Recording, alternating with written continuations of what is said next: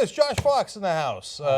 Award-winning director for Gasland, and obviously he's got well, I don't know if it's obvious. You got a new movie coming out. New movie coming out. It's coming out today in L.A. How to Let Go of the World and Love All the Things Climate Can't Change. Well done. It's a long title. It is. It's a mouthful. Yeah. Great to have you here. Thanks. It's great to be on. I'm a big fan.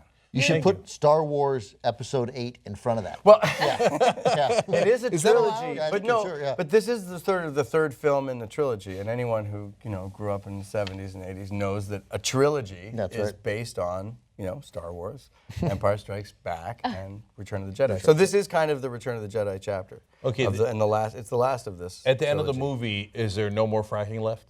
Well, no. There's fracking You gotta all reboot. over the place, and that's a big problem. And in America right now, we're actually barreling on a course towards fracking if we keep this current regime in power. Unfortunately, this trilogy is nonstop Empire Strikes Back. Well, this one is actually really positive. The operative word in the title is love. Yeah.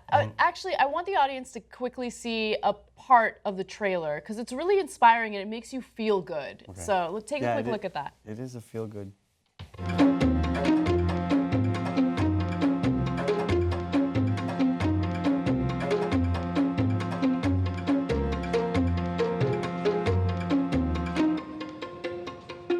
What are the things that climate change can't destroy? What are those parts of us that are so deep that no storm can take them away?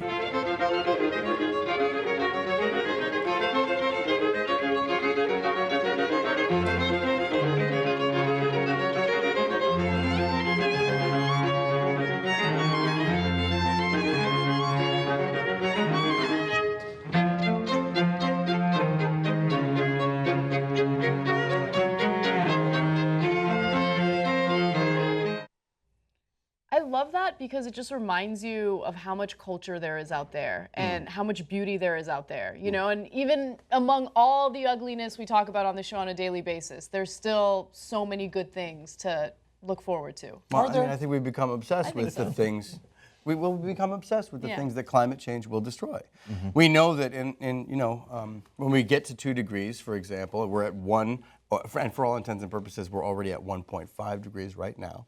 So if we do anything except turn everything off right now, we're in for a lot of really difficult times as a human race and as a world. We lose 30% or 50% of the species on the planet. We have 5 to 9 meters of sea level rise built in at 2 degrees. That means say goodbye to New York, Philadelphia, Boston, Miami, New Orleans, parts of Los Angeles. I thought this was supposed to be feel good. What happened? Yeah, but when you encounter the real facts about climate change, and how far we are along the road of not having done enough about it. And you realize that that's the How to Let Go of the World part of the title.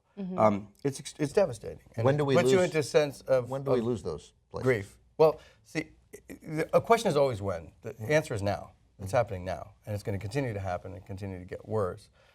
Because when we think of the question when, that often means, well, how much time do I have left to be lazy and not act about climate change? but I mean, no. And the answer is actually no time left at all. But That's not what I meant. Okay. But I hear you. That I didn't mean it as I didn't mean it skeptically. Right. I meant like, when are people moving?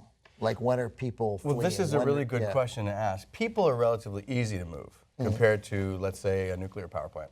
Right. It takes 20 to 30 years to decommission a nuclear power plant. And we have a dozen of them along the East Coast. I was going to say, luckily, none of them are by the water, right? So, oh yeah. Well, not every one of them, but there's a dozen of them along that area that could flood. So the question is, are you going to bet right now that the sea level won't rise a couple of feet in the next 20 or 30 years when we know that we hit 2 degrees, I think it's something like 2036. That's very close to now. We have to start to move those things before we move right now. And that's one of the things that, when you see the sobering impacts of climate change and how far we are, and then not having dealt with that you have to realize we've lost a lot of these battles that we are still fighting. You know what I mean? Because it's baked into the climate. So But, but Josh, what are the chances you'd have a severe storm that would hit a nuclear power plant by the water? Like that's never happened before, has That it?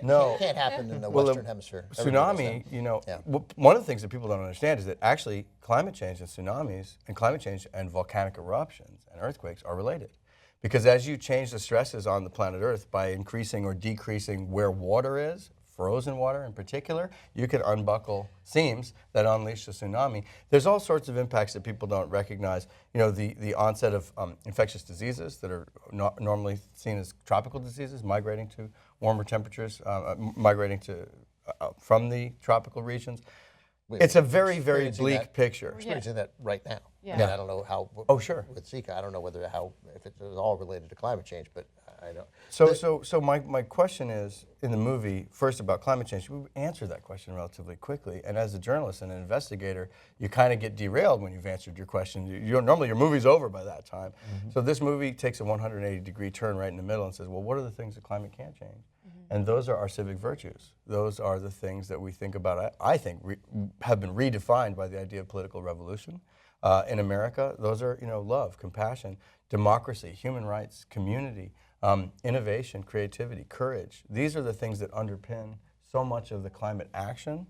And the second half of the movie is going all over the world, 6 continents, 12 countries, to visit with the people who are really climate warriors and climate heroes, that in each one of these instances we distill different virtues and start to talk about the things that we need to get through the climate catastrophe with any sense of human dignity. We're going to need to change our values. Josh, that talk of political revolution, I mean, that sounds like he might be for Sanders or something. Oh, yeah. Well, I am a Sanders surrogate, so I go out and talk about Sanders. So seriously, the difference between Sanders and Hillary Clinton on fracking? Couldn't be more clear. When you hear them debate, it sounds like they have the same kind of position. Let's move towards renewable energy. So Bernie Sanders is saying we go to renewable energy right now because climate change is the #1 security threat for the United States and for the entire world. Let's just go. Hillary Clinton is saying, oh yes, renewable energy, but after this natural gas bridge. And what does that natural gas bridge mean? Well, it means building 300 new fracked gas power plants across America.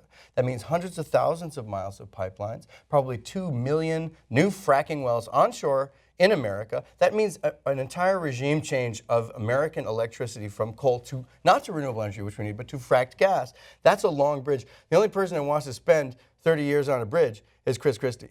And that's not a sane energy policy. That is handing over our American energy grid to oil and gas. Because we can't do it, it's hard enough to do it once. Like essentially, this asks that we change our source of energy twice. Oh, sure. That we do it, and that's almost a political non-starter. Well, but you don't finance a natural gas power plant for 5 years. That's right. You don't build you like your house. You're financing that for 30 years or 40 years. You need to pay it off over that time. So that means you're locked in to a need for natural gas in the energy supply system for decades to come, and those decisions are being made now. And that's why we started this film at Sundance Film Festival. It was in Sundance Film Festival. It was amazing.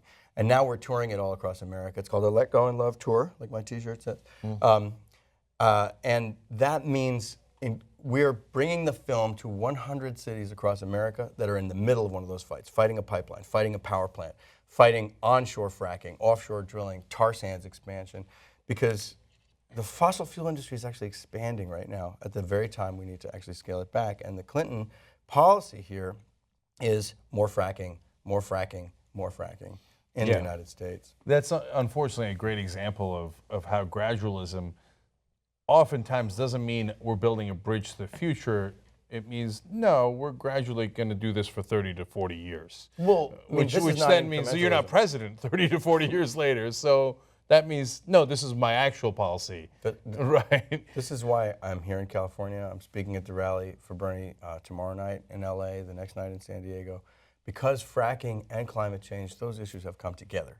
Because if we frack for 30 or 40 years, we don't have frack gas is the worst fuel source that we can use for the climate. You know what happened in Aliso Canyon.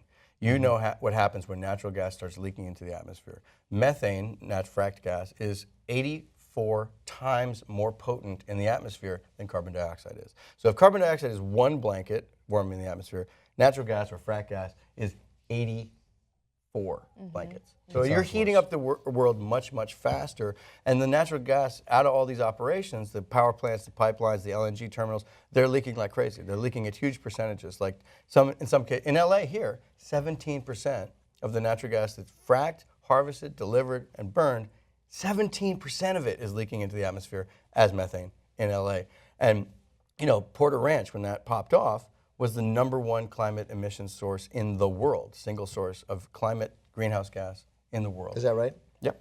And it went on for 4 months. Tell you, went on Tom's forever, right. yeah. We're still #1.